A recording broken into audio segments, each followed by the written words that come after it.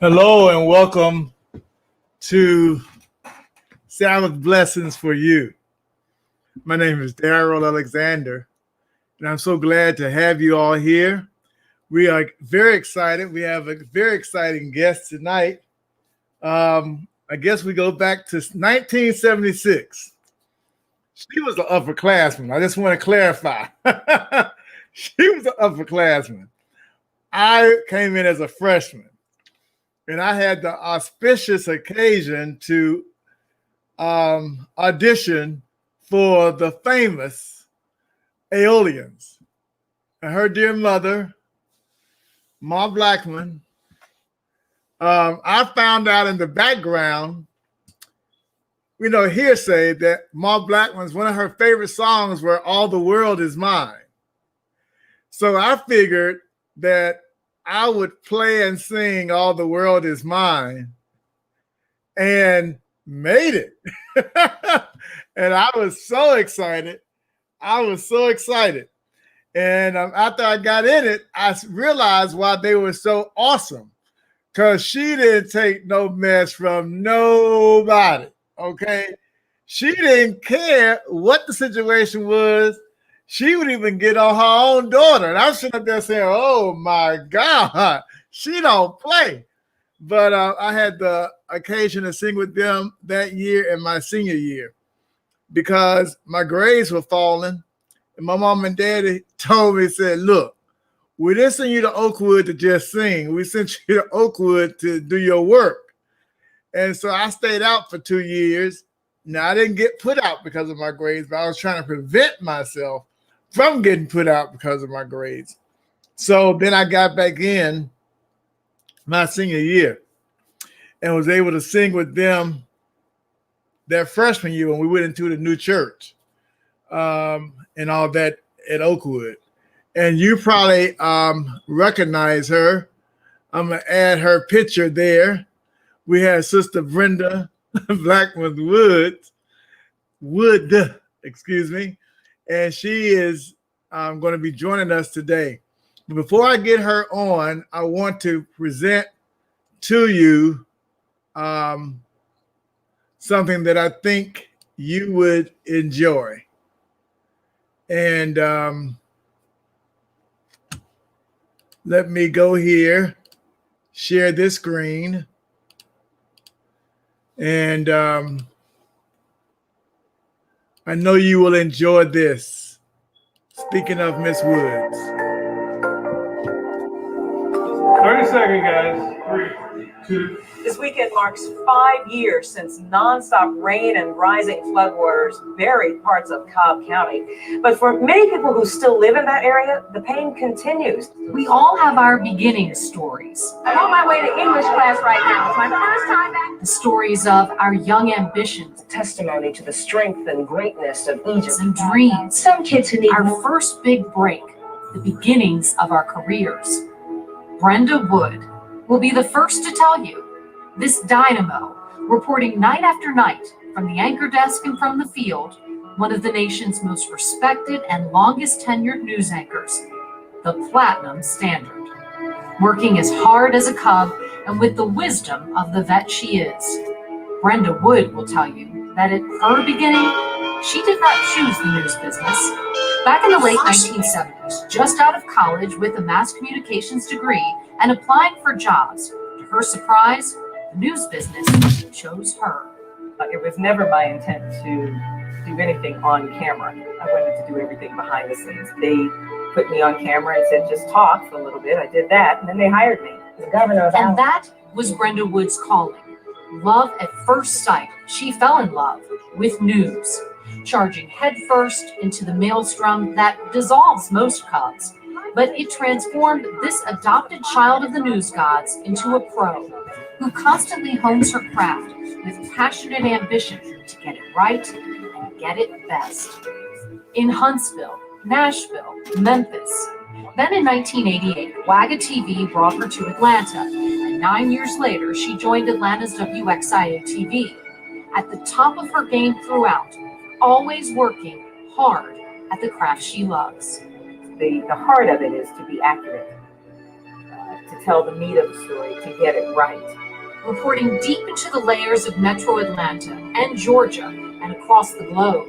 It's documenting the course of history and telling the individual stories that go with it, to see where we came from and to point the way towards where we're going. The Platinum Standard. She has a standard of excellence that is beyond any anchor or journalist I have ever worked with. Brenda is very friendly, but yet she's to the point. She gets her story. She does it in a very professional manner. I think she doesn't exaggerate, her stories. I think they're to the point, they're factual. What you see on television is a reflection of the professionalism that she's always required of herself. She sets high standards. Number 1. Working still and always with the passion of the cub reporter and with the wisdom of who she has become to earn every day the trust that makes her, Brenda Wood, the Platinum Standard. She still has had a wonderful sense of engagement and empathy and sympathy for those in need.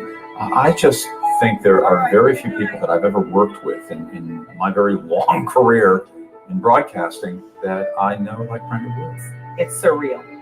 It's an unbelievable honor. I'm so humbled by it. kind of crying because you're making me, go all the way back to when I started. And I never expected to last this long in this business. People watch her, and the next generation of journalists are watching her, and she's a fantastic example for them of how to do it right.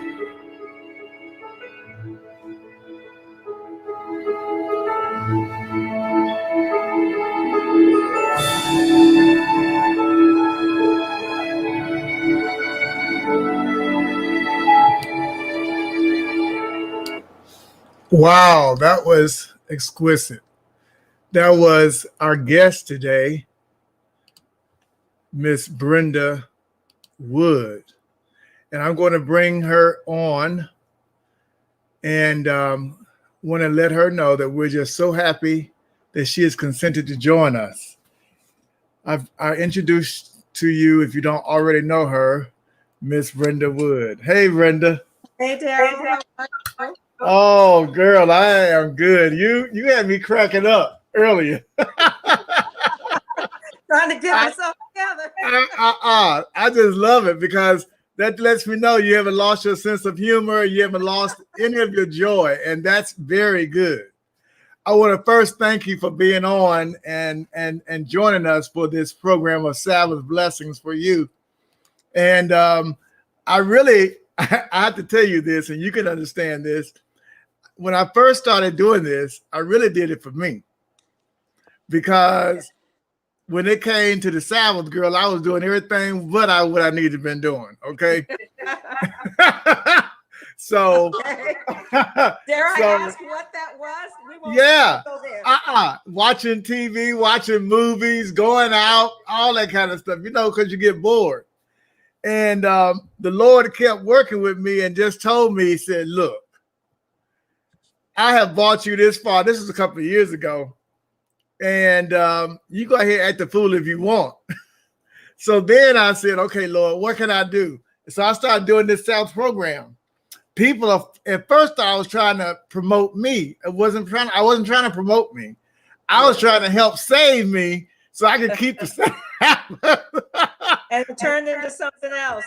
Yes. That's how it works out.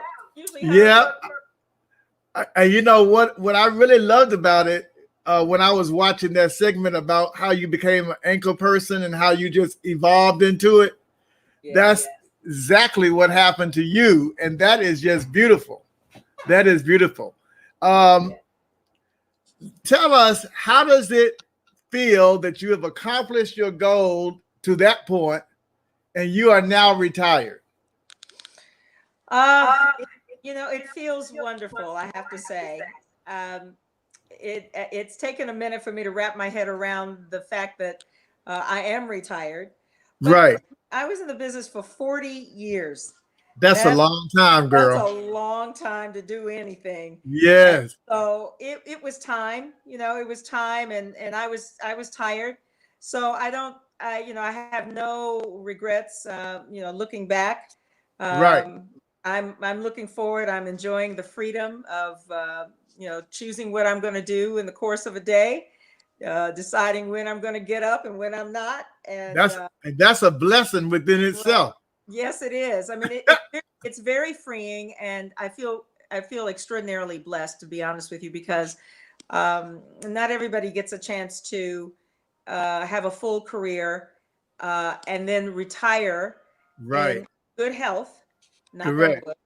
And to be able to enjoy the fruits of their labor. So, I feel extraordinarily blessed that a blessing. That's a blessing. It really is a blessing. And that's what part of our coming up is all about. Back in the day, we at Oakwood at the time, I'm taking us all the way back. I know, we're going back. only for good things. Only for good things. Yes, okay. One of the questions I wanted to ask you was, even after Oakwood, how did you, as a professional anchor, senior anchor news person or anchor person, juggle your job, your life, your family, 2 babies. How did you do that? I don't know. Because that is It's like, phenomenal. it's That is beautiful. phenomenal.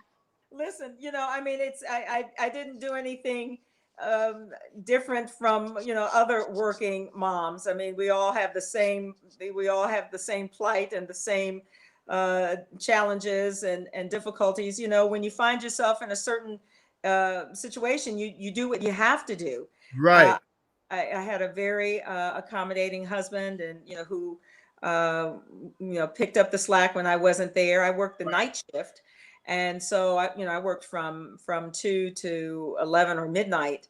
Wow. And so he was the one. I made a point of coming home for my dinner break and seeing the kids, and it was sort of helter skelter, especially when they school. It's like, how was your school day? What's your homework? What do you have to do? What's your project? Okay, eat your vegetables. Okay, bye. I gotta go back. It was crazy. But I'm a believer that any time, I mean, it used to be like a quality time. You have to have quality time, and saying I'm all about the quantity. Let's just get in some extra. So my husband, did the bath time and the bedtime stories. That was a blessing. Right. So, when you're in this business or any, very demanding business or industry, it helps to have a partner who is supportive and who will really truly be a partner in raising kids. Right. And then my mom, actually my mom retired. She retired actually before my kids got into school full time. So she lived near us. And then when we moved to Atlanta, she lived with us. Good. And that was hugely helpful. I know. She picked them up from school and, made dinner for them and, protected them like I would, because she's their grandma. So I had a small family village. It takes a village. I was going to say that it takes a village. And even with that, I mean, it's still a challenge. It's still hard. Yeah. But you're all working together as best you can and trying to, cover all bases. And I'm glad to say that, I was there for the plays and the swim meets and the track meets and, the parent teacher meetings. I was there. I made a point of it. I made a point of it in my contract. Right. Have that dinner time. That is nice. That's nice. That is beautiful. We just lost a legend. Yes. Representative John Lewis. And I found something, I've been doing my little research before this program. Okay. I found something that you talked about. I'm going to share this with the public. And you talked, I guess it was your final words on your last word on John Lewis. And I want to be able to share that with the people now, if possible. Let me make sure I have everything in here I need.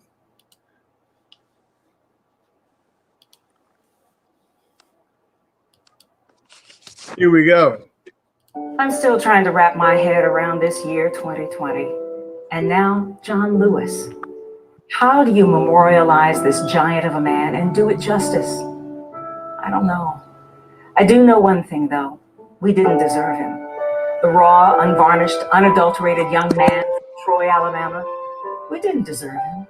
The passionate, morally righteous man who got into trouble despite his mother's warning, but who understood the difference between bad trouble and good trouble. No, we didn't deserve him. But Lord, did we need him. From the angry 23-year-old who spoke at the March on Washington to the moral compass and conscience of Congress, John Lewis, from the very start, was always fiery and always fiercely committed to moving America to live out its ideals, come hell or high water, because America seemed not to be able to do it on its own. Even 50 years after King's death, John Lewis was still on the battlefield for justice. Just a month ago, in the Black Lives Matter protest, he was right there in the thick of it as he battled for his own life. Undaunted, unintimidated, even in his frailty, he fought. For you, for me, for all of us. The downtrodden, the hurt, the marginalized, the woke, always counted on John Lewis in the fight for right because they knew the powerful would listen. His work had earned that kind of reverence. And blessed, he saw many fruits of his legacy. But in these last few years, he also began to see the clock turning back. And it's likely that God said, "No worries, son, my good and faithful servant. You alone have done the work of mighty men. You have seen much progress. No need to see any more ugly. Time now to rest." John Lewis was never boastful, never arrogant. After all, he is one of the greatest heroes of our time. Yet he was the most giving, the most humble man you could ever meet. I invited John Lewis to my mother's 80th birthday party many years ago because they had previously connected over their love of the Braves. I never expected him to actually show up, but he did. That's the kind of man he was. And many of you have similar stories, which is why we're seeing countless pictures all over social media of him with just regular folk, because he never saw himself as anything more than regular folk. Only difference, John Lewis allowed himself to be used and moved by the hand of God in the face of violence and pure evil, and he did it without question and without fear. John Lewis was a good man, a gentle man, a magnificent soul, a shining light on a hill. Lord knows we still need him, maybe more now than ever. He's left us with much work still to be done. But God has spoken, challenging us now to have faith in this new generation of freedom fighters.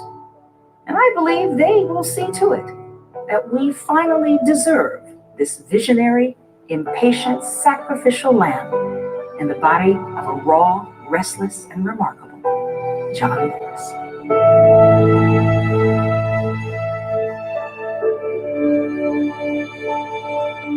Beautiful, beautiful, beautiful, Brenda.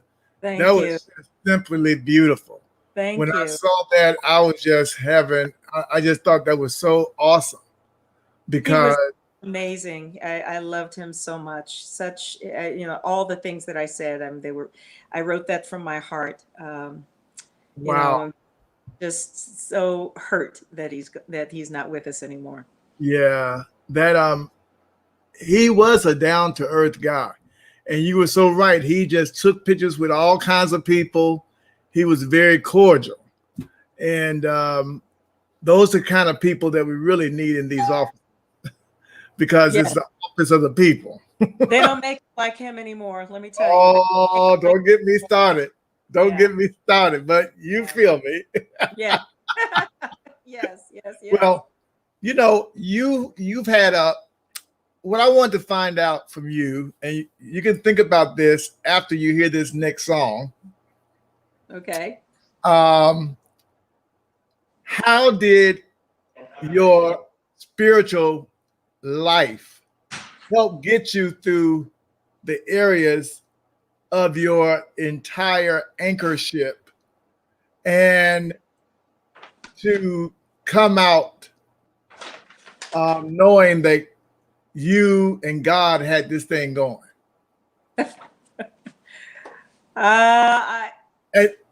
And like I said, you can answer after I finish playing this song.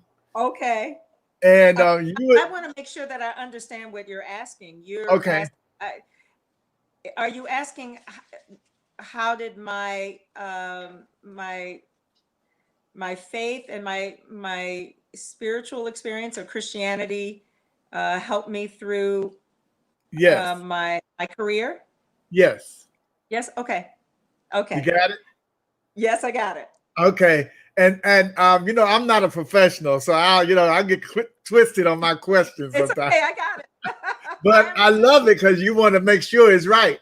But I want to make sure I understand. Right. And I want to bring you this song in the midst of it. Hold on 1 minute. Yeah, there it is. I want to bring this song to you. And you know this very well.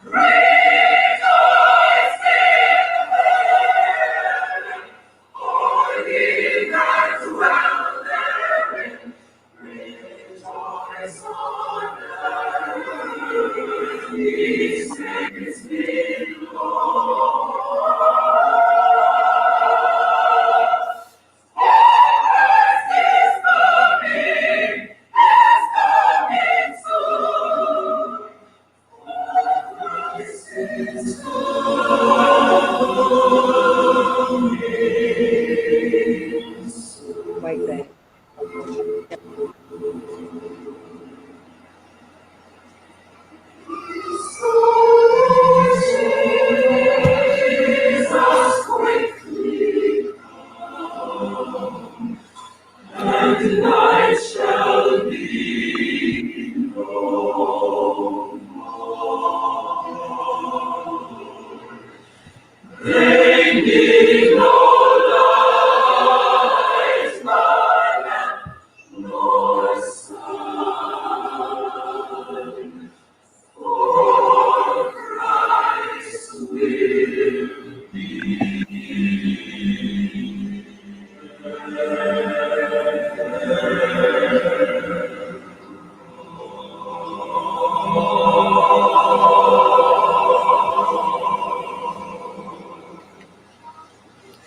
Amen.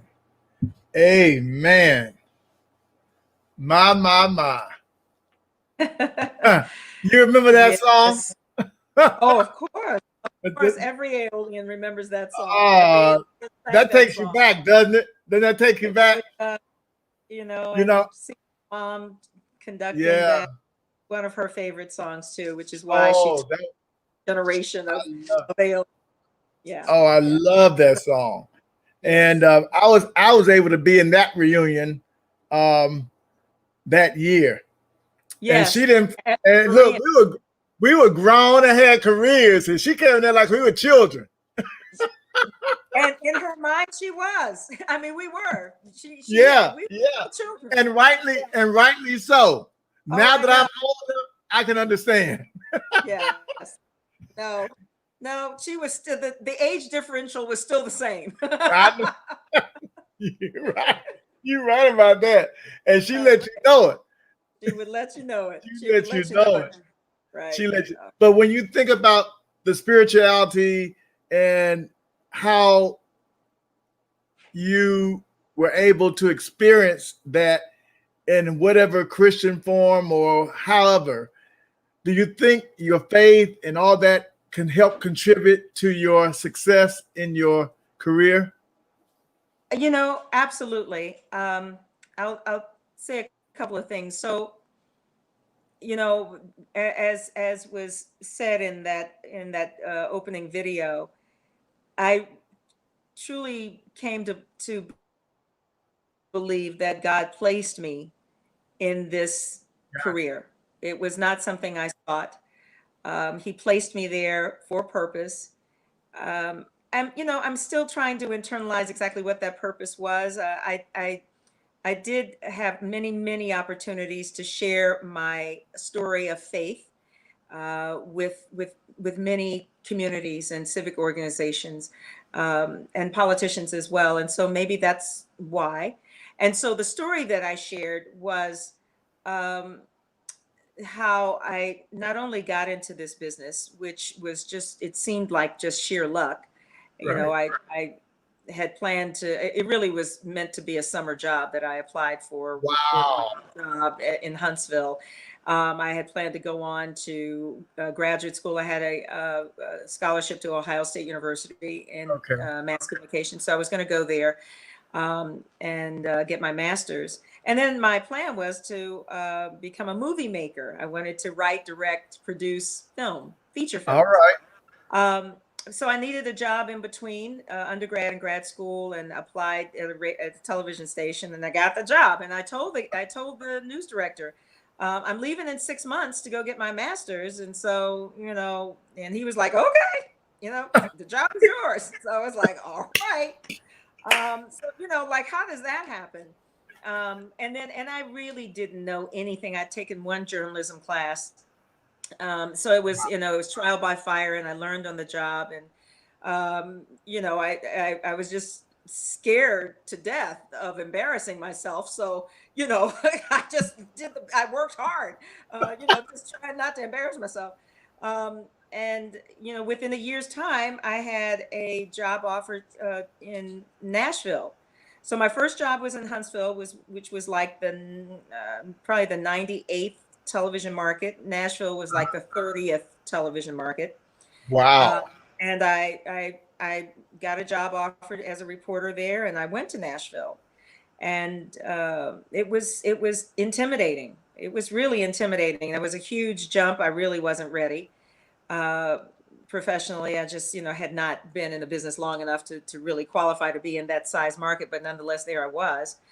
And while I was there, I got a phone call from the owner, general manager of the television station in Huntsville, where I had started my career. And he offered me a job to come back. He offered me the opportunity to come back as the anchor for the evening news. Wow. And because they had done some research, and they discovered that I was the most popular reporter in Huntsville after a year. So, that wasn't me. That was God. God was just moving. And I ended up going back, and I became the evening news anchor in Huntsville at the age of 23. Wow. And so I was the anchor reporter, and I also did a television talk show there as well. And I spent 2 more years in Huntsville as the anchor, and then got a job offer in Memphis as the primary anchor there. So Yeah. I became the anchor in Memphis, which was was also a 30th market city at the age of 26, 25, 26. Those years I go was fast, don't they? the evening news anchor. And so all of that was the hand of God. I mean, I was learning. I wasn't, I was not the world's greatest reporter or anchor. These opportunities just came my way. And probably the biggest thing along the way, not the biggest, but along the way, I included in my contract the accommodation for Sabbath. So I was the evening news anchor, and news anchors work Monday through Friday. Prime time, you do the early evening at 6, and then you do the late news at 11, Right. 10 or 11. I couldn't do that on Friday nights. So in Huntsville, I worked Sunday through Thursday, and the Huntsville station was all right with that. But the Memphis station, when I told them about that, well, let me back up. I had job offers in Memphis and in Dallas and one other place. I can't remember. It was all Channel 5. And I told all of the stations, first thing you got to know about me, I keep the 7th-day Sabbath, Friday night to Saturday night, sort of like the Jewish Sabbath, and I don't work then. And so Right. all the 2 of the 3 stations that were interested in me said, that's weird. And I was like, well, that's just the way it is. And so the only station left standing when I told them that was the station in Memphis. And the news director said, okay, fine, work Sunday through Thursday. Right. And then and so I took the job. Eventually, I worked Monday through Friday, and I just did the early evening news on Fridays in the spring and summer and fall. And then when the time Right. changed, I didn't You go anchor on back. Fridays at all. So it's an odd Right. schedule. Here again, that was the Lord. Like, it was highly unusual. But I stayed in Memphis for 8 years. In the time that I was there, I had job offers. I had a job offer to go to Washington, D.C. The offer included working on Friday nights. I told him I couldn't. The man inquiring said, you realize that this is a huge opportunity for you? And I was like, yeah, but I have to stay true to the Sabbath. And he said, can't you get a special dispensation from your priest or something? And it's like, no, it doesn't work that way. So, he said, well, I'll go. This was a headhunter. He said, I'll go back and ask the news director if they can accommodate your Friday night adjustment. And I said, okay, fine. He called me back the next day, and he said, they really won't accommodate that. Like, you have to work Friday nights. And he asked me, how much money are you making? What's your salary? So I told him, and he said, okay, you realize that this job will triple what you make Woo! My right God. now. If you just agree to work on Friday night. And I stopped, thought about it for probably all of 10 seconds. And the thought that went through my head was this, that I was where I was, not because of my work, but I was where I was because God placed me there. Wow. And if I were to give up my core beliefs, then to take a job, I probably won't be that same person. Right. There will be a part of me lost. You're And right. so whatever it is that they were interested in, that made them want to hire me, would be lost, would be gone. And so that was my thought process in that short bit of time, that 10 seconds. And I said, I'm sorry, I can't do it. I can't give up. I can't give up that part of me. And so that was a big test for me. Years later, I hung up and I felt like some kind of way about it. It was like, wow, like, ooh, all that money. Yeah, and it was the television station that I grew up watching. I'm from Washington, D.C. Yeah. And I grew up watching, Max Robinson and J.C. Hayward. Yeah. Anybody who's listening from the D.C. area knows what I'm Yeah. talking about. And I admired them greatly. So this was the station that I grew up watching, and I would have had a chance to work with J.C. Hayward. Wow. So I mean, it wasn't just the money; it was the prestige of it, and my hometown and the station I watched. All of that I had to turn down. I never regretted it, and to be honest, in time when I got here to Atlanta, I more than tripled my salary. So wow, that's a blessing. That's a blessing. So, and that's interesting. You bring all that up because God does test us. Yes, he does. He does. And he does that because I think he wants us to really believe in him with no strings attached. Yes. When you develop that kind of faith, yeah, you just go to the top. Well, my mom used to say that there's a text in Isaiah that talks about, when you honor God and follow his commandments, that he will place your feet on high places. And that's true. And it is true. And she used to say that to me all the time with regards to my career. And so, stay true to yourself, stay true to what God has taught us and what God wants us to do. And so all of the stations where I've worked have accommodated the Friday night Sabbath. That's a blessing. That's a blessing. You have no idea in this business how strange that is. It was really a one of a kind exception. And wow. That's having serious faith and standing up for him when you couldn't see him. Yes. But but I saw his hand. I saw his hand in my career. And I worked hard. I got better and better and better at what I did, and I wanted to always do the best that I could. And so I got to the level where I think I could match other colleagues in the business. Right. And you did. But still, it was all God's doing. It was all God's guidance and direction. It was all him, and I knew it, and I couldn't pretend otherwise. Wow, that is beautiful. That is beautiful. It's beautiful because of the fact that even at this point, you're giving homage to your successes, to your spiritual beliefs, and what you have been taught from a child. And it goes back to show you that what we learn as children, we don't ever forget. You're right. This is true. You know, Train when up we a child in the way he should go. that's right. And They'll never they should not go far from them.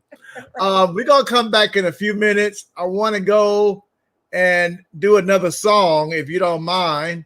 And this is a song with you and Dunbar and William Dyke yeah. and Margaret Richardson. Boy, Run, you Little Children. And you You dug up remember? some history. Huh? You dug up some history. Oh yeah, yeah. I want to go see Run, Little Children by the Aliens. Oh wow. Here we go. Okay. Oh, here comes Satan, better run and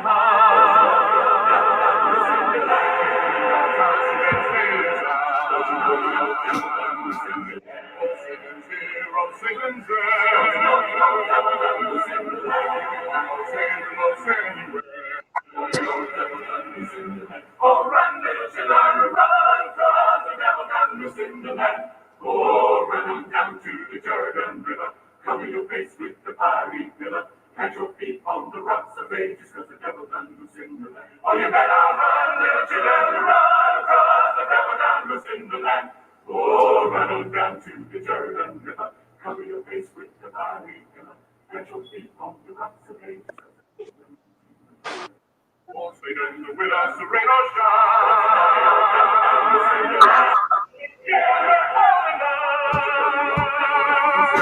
Don't fall to the east, don't fall to the west.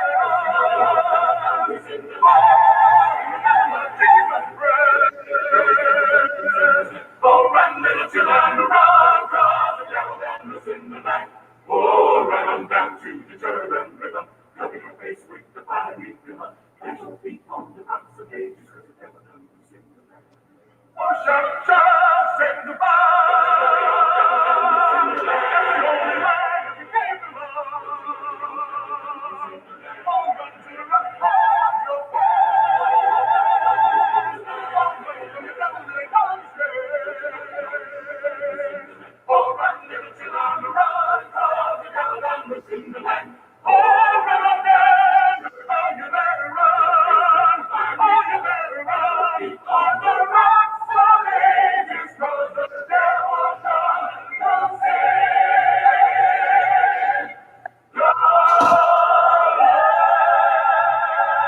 Amen.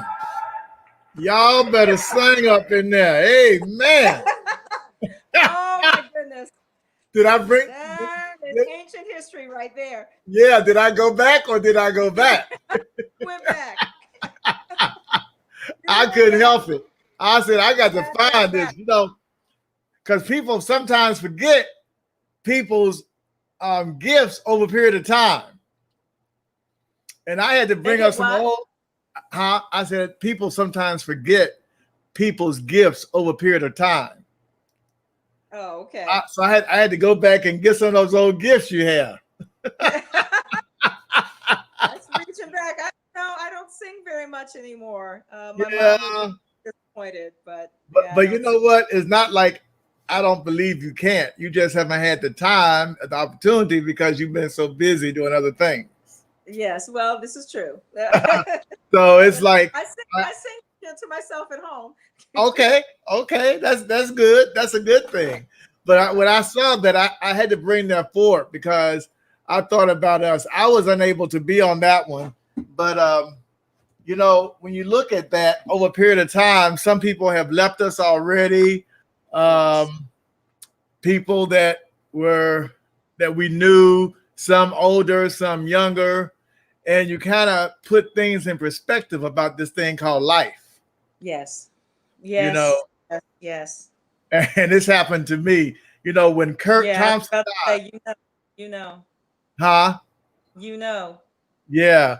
When Kurt Thompson died, that hurt my heart. No. You know, that hurt. Kurt and I used to talk 3 times a week. Really? Oh yeah, we became closer after I went to Pine Forge and directed that choir, the Pine Forge Choir. He was up there, and we became really close during that period of time. And we just kept our relationship going. And when he moved to Ohio, we just kept talking with each other and stuff like that. And I love Kurt because if I couldn't remember somebody's name, or if I saw somebody or somebody sent me something I can remember them, I would call Kurt, and then Kurt would say, "Oh, you know that's so and so." I was like, "Oh yeah, that's right." Right. So many people loved Kirk. You know, he was Oh such a yeah, oh yeah, dynamic oh yeah, personality and just so genuine. It was a loss. oh Absolutely. yeah. So, what do you think about all this COVID stuff? Crazy times, man. Just crazy, Yeah. crazy times. I hope we get past it. You know, Wow. I don't know what to think. It certainly has turned everybody's life upside down. Yeah. There's a part of me that thinks that God is speaking, that he's fed up with the foolishness, Yes. and fed up with the foolishness in Washington and in the White Right. House. Right. He's just decided, you know what? I'm just putting everybody in timeout right now. It's a timeout. Sit down, you know. And that's exactly what he's doing. We all need to regroup. Yes. So, yeah, it's bizarre, isn't it? Yes, it's very bizarre. And I'm really shocked because I would have never imagined in all these years of my life that people would be wearing decorative scarves around their mouth or nose. I know. It's insane. Just it's surreal. Absolutely. Oh, and you know, me being a nurse and working in nursing and working in administration of nursing, what I found out is that you have to really be careful with this COVID, because we had a patient that we let go to the hospital. They never told the facility that they tested her till the next day. And she was in our facility for 24 hours and was positive for COVID. Oh, wow. And we had several patients to die. And we had one particular worker died. She was only 58 years old.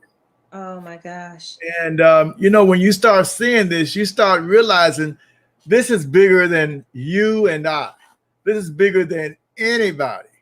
And I keep thinking about the fact that, you know, Pharaoh didn't let God's people go until the plagues hit his household. Yes. Yep. You know, that's right. And I go back into those Bible stories because there's some reality, some realism in those stories, even for us today. Yes. And my concern is that we really take this thing serious, you know. And I know you're glad you don't have to go nowhere. I am. I'm disappointed because one of the ways that I wanted to spend my retirement was traveling. And I have done, you know, a bit of it since I've been retired. But, you know, this has put a dead stop in those Yeah. and Yes. so, you know, I'm hoping that we can maybe next year, you know, we're back to some sense of normalcy, and, you know, travel will be a thing that can happen again. So Yeah. And but right now I'm out just like everybody else.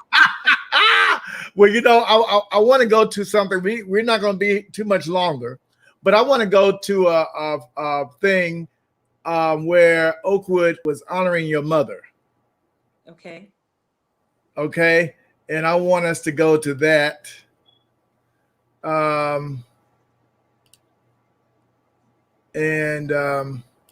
Hold up. Here we go.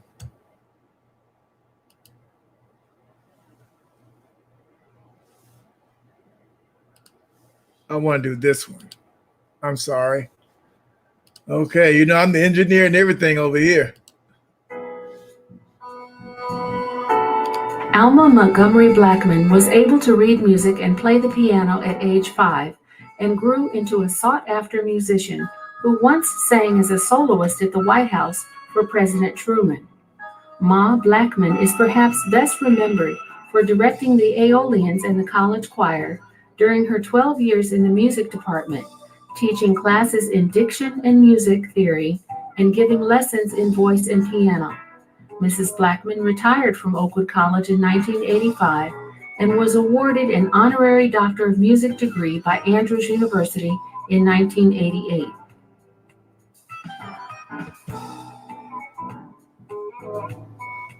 Beautiful, beautiful, beautiful.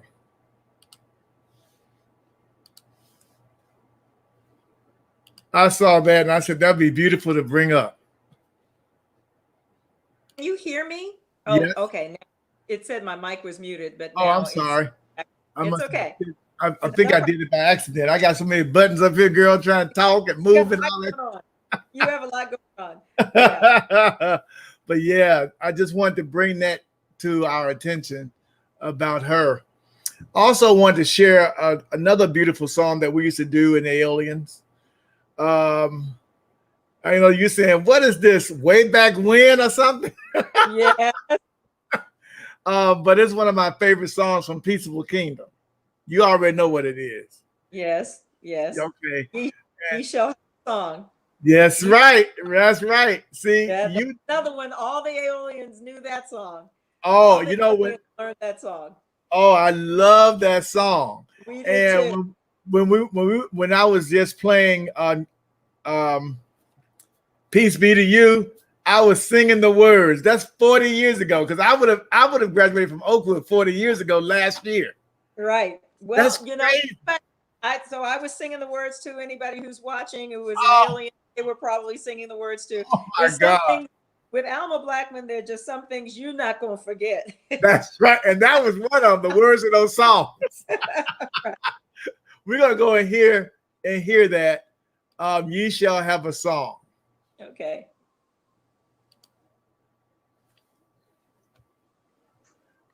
Okay, here we go right here.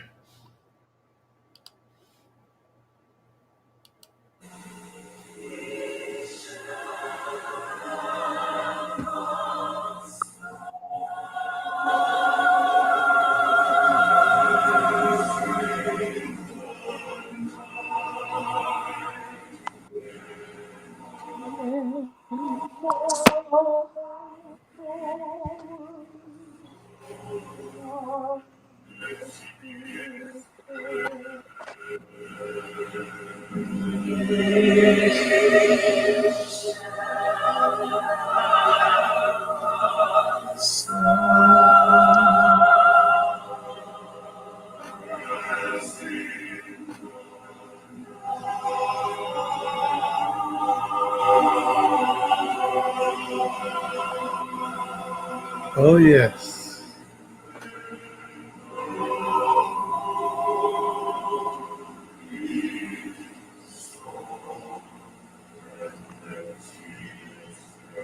Mm.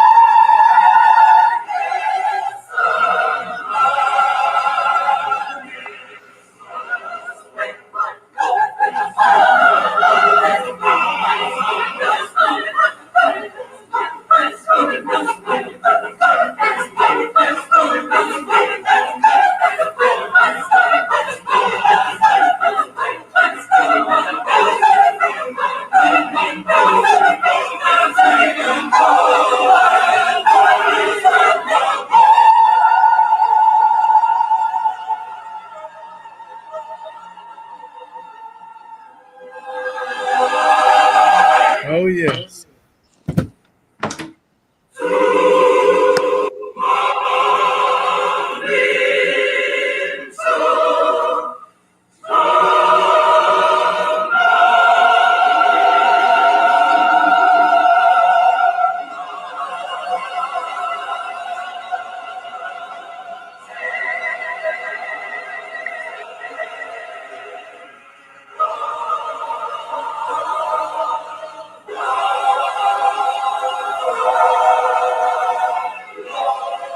Oh, yes. Oh, yes. Oh, yeah. Hallelujah. And when one goes into the pipe, oh, yeah. Oh, those were the days. Yep. Those were the days. Oh, that took me way Yep. back. 1991. Goodness. Yeah, isn't that something? That was the same year my mother actually retired in 1990. Oh. Yeah. And she died in 2001, but she retired in 91. So that was that.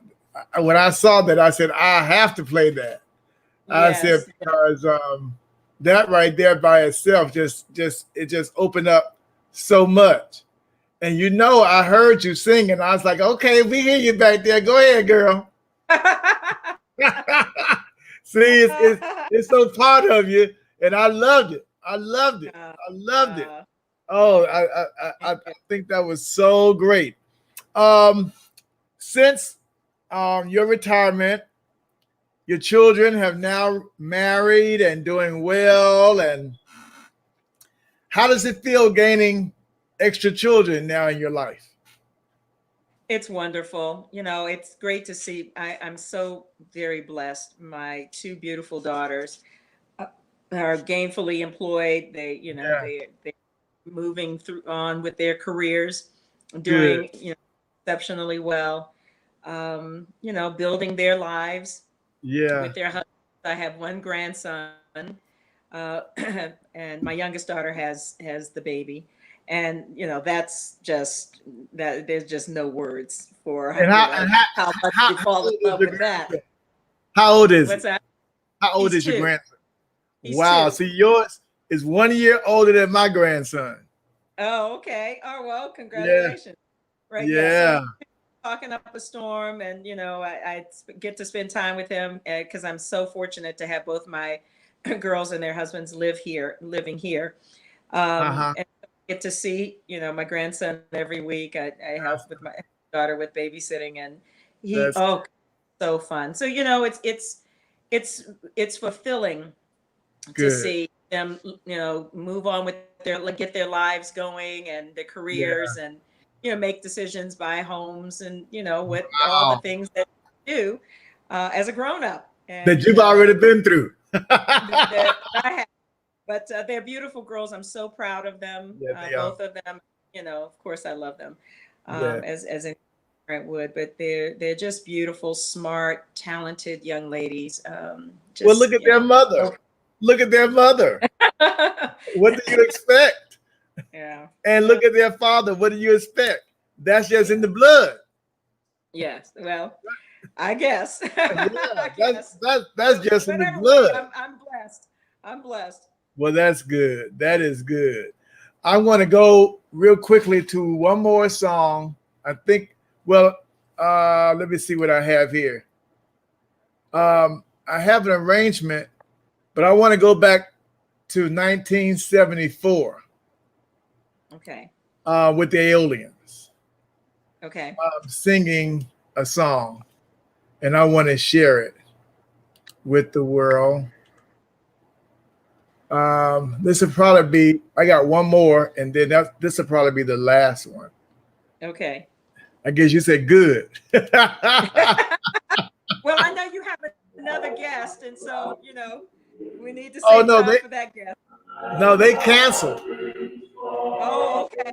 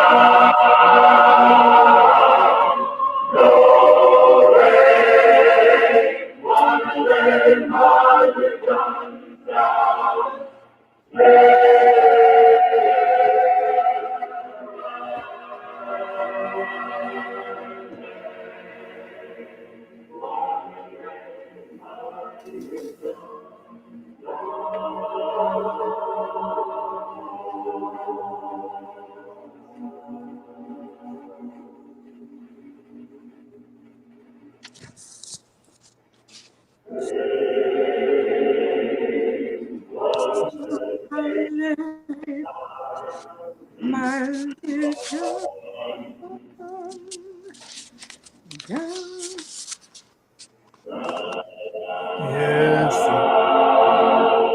Oh, yes. Oh, yes. That was beautiful. That was the first year. The first year. Yeah. That was beautiful. That First was year of my mom's conducting the Aeolian. Yeah, that was beautiful. We're not gonna be long. You were talking about the other guests, but they canceled. What happened? They had a accident beyond, not a car accident, but they had a situation to come up, and they couldn't make it. So that's why I was taking all these songs, and trying to fill in Okay. that. So no, we're good. But I was just wondering, in closing, anything you would like to say that you haven't been able to say, or encourage other young upcoming professional journalists and anchor people who see you and they admire how you've come this far and what you've done? Anything you want to share with them that can be very helpful to them? Right. Well, I think first and foremost, I would say be true to yourself. Don't give away don't give up who you are, Okay. the most important things to you. And, because that's what you give in all of your pieces of work. Right. Work hard, do your very best always. Even when you're tired, try to do your very best. And there will be days when you fall short of your own expectations. Right. But you just got to, get up and keep going. Do what you love. I think it's unless God places your feet there, then you Right. got to follow his lead, and only you will know that. But stay true to yourself, stay true to God, as you know him, and work hard. Don't be afraid of work. Yeah. It's not always easy. I had a friend who said, work is not easy. That's why they call it work. Yes, Work. that's the truth. And why they call it, Sometimes- and look, right. why Sometimes women it's having fun. babies, they call it labor. That's right. So, sometimes it just takes everything out of you, or you just think you can't go another day. You're just so tired, but you do what you have to do. And if it's something that you love, if that you feel like God is leading you in that direction, then by all means, just keep going. Wow.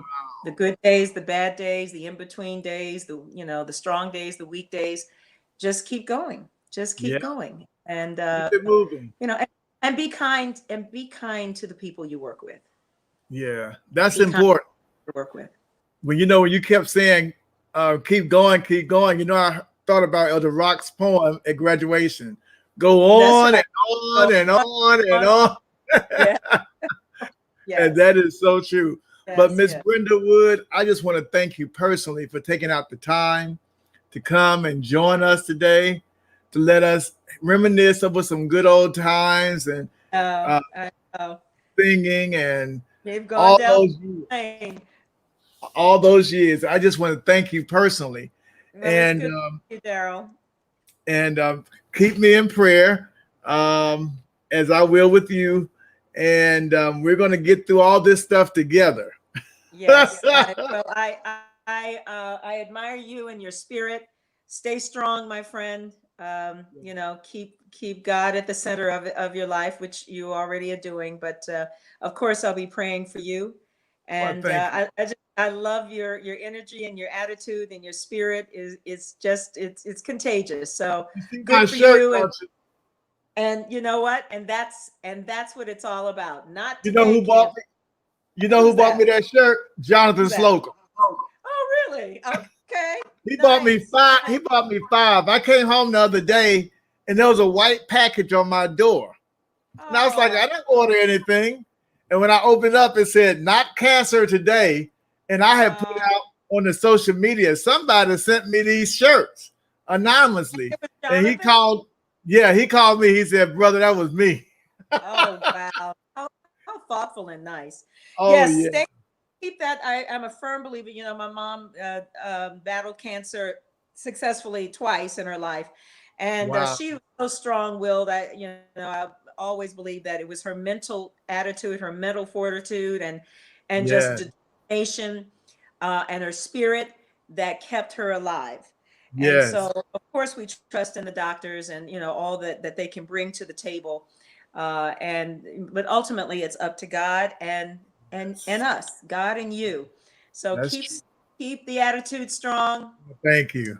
Yes, Thank keep you. the spirit high. I love the smile you've got. Well, So thank you. that's going to You know, take that means everything. I was telling Kurt's wife, Ruth Ann. Mhm. I was telling her, I said, I wish Kurt was here because he would be tripping that I went from a 6X to a 3X. Yeah. And I was telling somebody, I'm glad I'm losing the weight, and I hope it don't keep going, but I'm enjoying the benefits. I understand. I understand that. But I thank Stay you for strong, your Daryl. prayer. Stay strong. I'll be praying Thank for you. you. Thank you There's so many- much. A whole community of people praying for you. Thank you so very much. And we want to thank you again for coming and joining us. And we hopefully one day we'll have you back. Okay. Okay. All right. Thank All you right. so much, and God happy Sabbath Thanks to for you. having me. Happy Sabbath to you, Daryl. All right. Thank you. Take care. All Bye-bye. right. Bye-bye.